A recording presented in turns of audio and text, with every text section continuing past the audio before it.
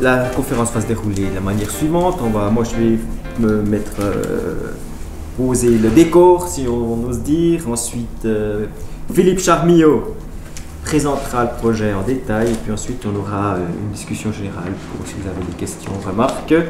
En 2020, Saint-Ursanne, il y aura 1400 ans que Saint-Ursanne est ici, donc, et puis qui a donné son nom finalement à la cité.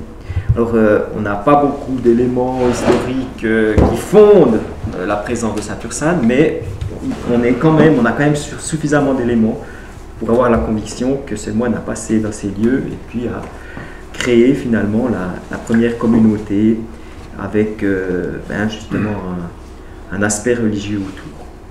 1400 ans d'histoire constitutive de nos racines chrétiennes. Impossible de parler du développement de la foi, mais aussi du développement social du Jura, sans faire lien avec ces 1400 ans. C'est d'abord avec Ursanne, puis ensuite la communauté qui s'est développée autour de lui, la ville, la bourgade, et puis ensuite les chanoines jusqu'à la Révolution française. Différentes manifestations sont prévues pour marquer cet événement.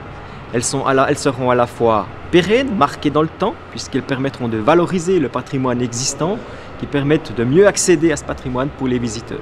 Ça, c'est un aspect. Il y a un autre aspect qui consiste à créer des événements à la fois culturels et spirituels tout au long de l'année 2020.